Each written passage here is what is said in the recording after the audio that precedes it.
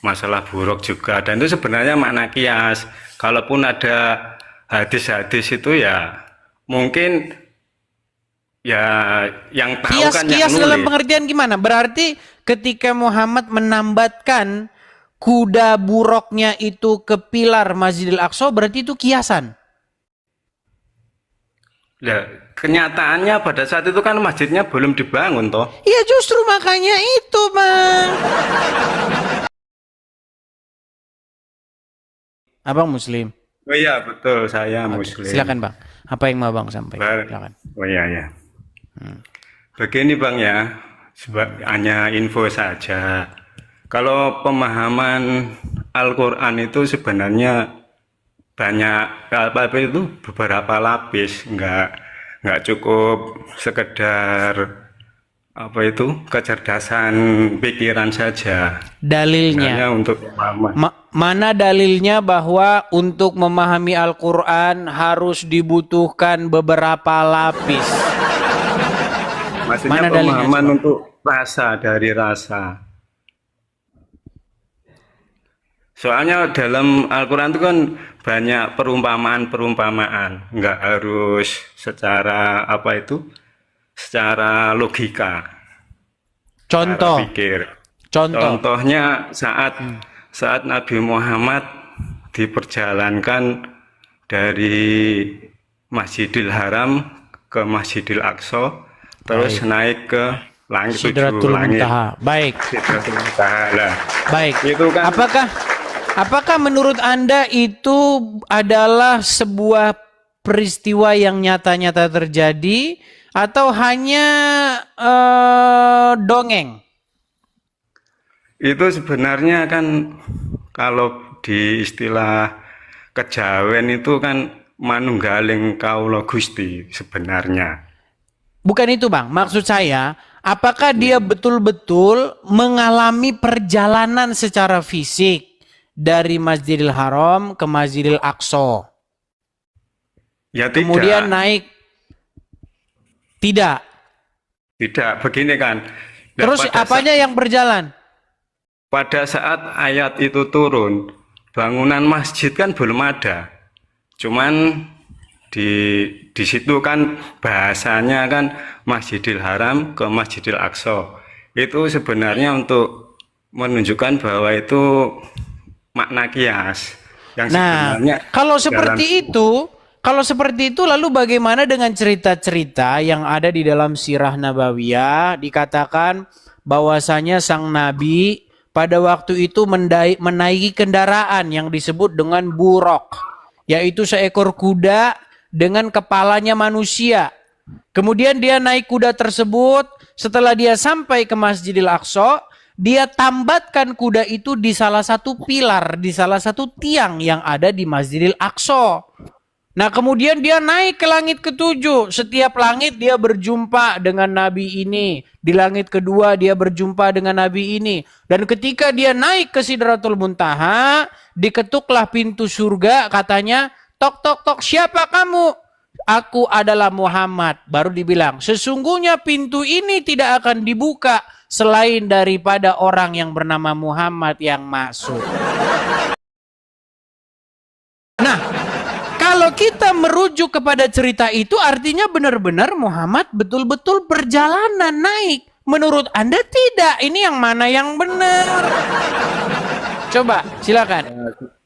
begini, selama ini kan saya mengikuti pengkajian apa itu Guru Saiful Karim. Nah itu juga menjelaskan masalah itu, masalah buruk juga. Dan itu sebenarnya makna kias. Kalaupun ada hadis-hadis itu ya mungkin ya yang tahu kan yang Kias dalam nulis. pengertian gimana? Berarti ketika Muhammad menambatkan kuda buruknya itu ke pilar Masjidil Aqsa, berarti itu kiasan. Nah, kenyataannya pada saat itu kan masjidnya belum dibangun toh. Ya justru makanya itu, Bang. Makanya itu Berarti kan menjadi pertanyaan besar kita semua. Apakah yang selama ini kita percayai itu hanyalah dongeng-dongeng belaka? Inilah Perumpamaan. makanya umat itu harus kita cerahkan. Jangan kita biarkan umat mempercayai sesuatu yang Anda bilang tadi, oh masjidnya saja belum ada waktu Muhammad hidup, bagaimana dia ke sana? Begitu. Ini kan yang disebut dengan anakronisme. Anakronisme itu begini. Ini yang disebut dengan anakronisme. Jadi ketika kita tahu bahwa Masjid Istiqlal yang ada di Jakarta itu dibangun pada era Bung Karno dan Bung Karno oleh seorang arsitek beragama Kristen, orang Batak, ya. Nah, kemudian dibuatlah cerita bahwasanya Mahapati Gajah Mada melakukan perjalanan dari Majapahit ke Masjid Istiqlal. Loh. Bagaimana ini Masjid Istiqlal belum ada waktu Gajah Mada hidup? Nah, makanya kalian akhirnya membuat karena mau nolak nanti umat marah. Mau ngomong terus terang kalau ini cerita fiktif nanti dibilang sesat. Oh ya bilang saja itu hanyalah perumpamaan. Ini namanya mau ngomong benar tapi nanggung. Gimana? Ya, kalau Berarti mempelajari, ya. silakan. Kalau mempelajari Quran dengan rasa, dengan istilahnya tuh hakikatnya, mungkin bisa nyambung. Tapi kalau hanya sebatas kata-kata istilahnya terpaut pada bahasanya saja, mungkin ya ada kontrasnya juga dengan sejarah. Kan harus pakai bahasa rasa. Makanya mempelajari Quran ada pemahamannya tuh macam-macam, baik. tingkat-tingkatan. Ini saya buka lagi kenang-kenangan ya. Gini.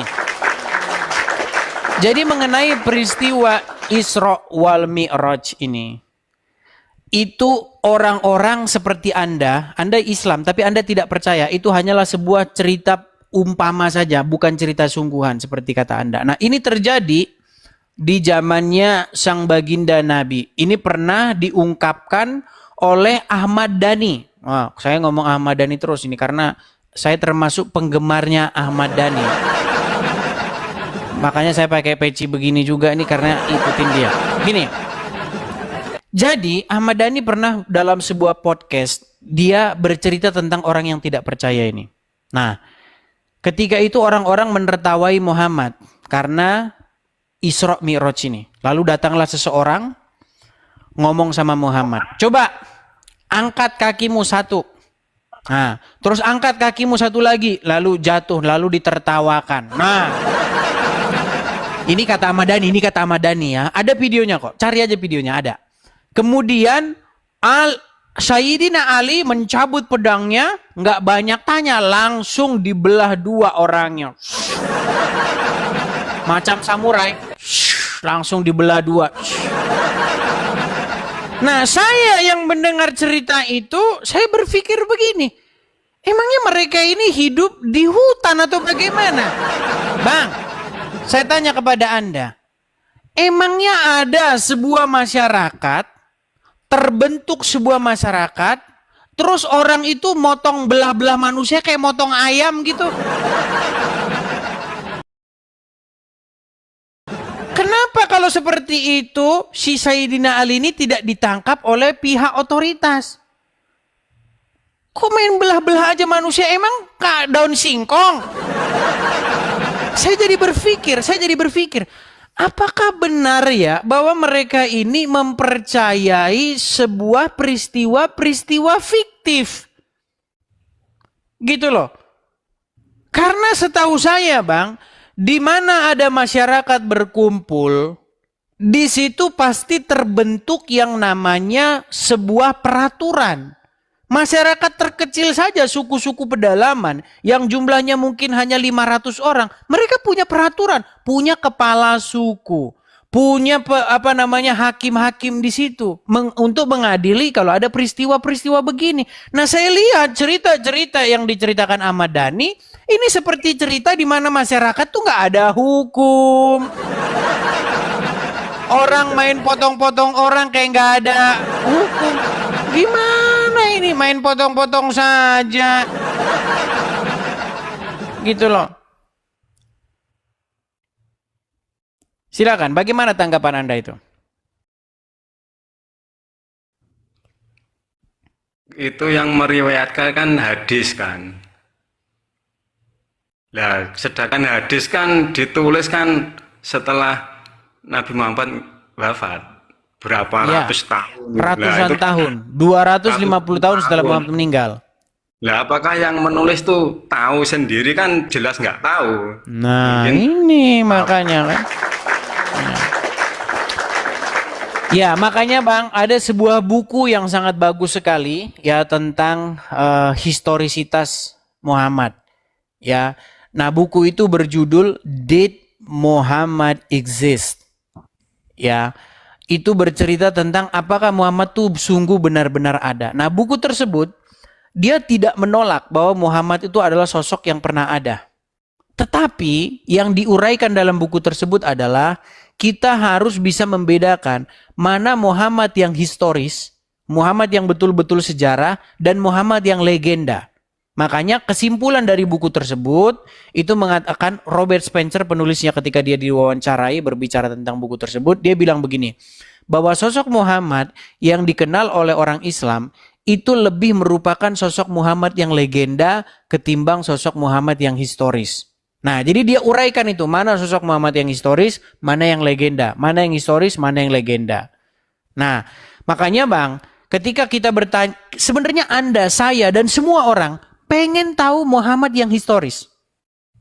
Mana sih Muhammad yang betul-betul, yang Muhammad yang benar-benar ada, ngomong apa, ngajarin apa, itu yang betul-betul mau kita cari. Bukan Muhammad yang diceritakan dengan legenda-legenda dan bumbu-bumbu dongeng. Coba saya tanya Anda pernah dengar cerita Muhammad dibelah dadanya? Dibelah, ya, masih kecil itu ya. terus diambil, dalemannya itu diambil. Itu cerita guru SD waktu saya masih SD itu. Nah, itu dia.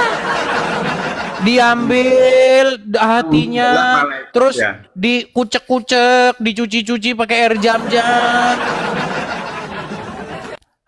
Lalu katanya biar suci, biar bersih hatinya. Loh, sejak kapan kalau orang mau bersih hatinya, lalu dibelah dulu, dicuci? Itu bukan mau bersih hati. Gimana? Aduh, itu namanya mau nyuci ampela ayam, mau disayur. Gimana? Itu bukan nyuci hati, bro. Aduh. Makanya seorang Habib yang sangat terkenal yaitu Habib Bahar bin Smith. Dia marah ketika mengatakan ada orang yang mengambil hati Nabi lalu dicuci. Dia marah. Begitu karena Nabi itu suci, tidak ada dosanya. Marah dia. Jadi sesama umat muslim sebenarnya itu saling bertentangan, Bang. Nah, makanya saya di sini tuh pengen membuat kajian betul-betul yang ilmiah, murni gitu loh. Seperti itu.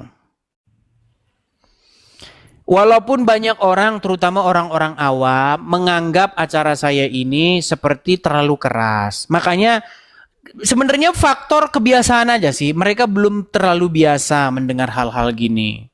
Begitu. Yeah. Makanya kaget. Sama seperti kagetnya umat daripada Romo Cafe yang membangga-banggakan Romo Cafe. Ketika tahu Romo Cafe video call sama cewek, umatnya langsung, waduh. Aduh, hatiku ini, aduh. Jadi janganlah seperti itu. Beragamalah, tetapi juga harus menggunakan akal sehat. Ya, makanya di dalam Alkitab Bang, firman Tuhan berkata apa? Kasihilah Tuhan dengan segenap hatimu, dengan segenap kekuatanmu, dan dengan segenap akal budimu. Jadi banyak orang mengasihi Tuhan hanya dengan segenap hati saja, Bang. Sehingga apa? Dia percaya. Apa aja diomongin, dia percaya.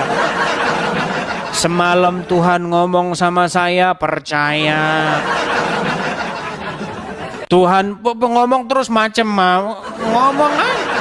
Makanya kalau mengasihi Tuhan selain dengan segenap hati, juga dengan segenap kekuatan, tetapi juga dengan segenap akal budi. Begitu, Ya. Bang. Begitu. Jadi kita beragama betul-betul yang cerdas, begitu. Oke, gitu Bang ya. Iya. Ya, terima kasih, betul. Sama-sama Bang, saya turunkan ya. Oke, selamat malam. Ya, seperti itu.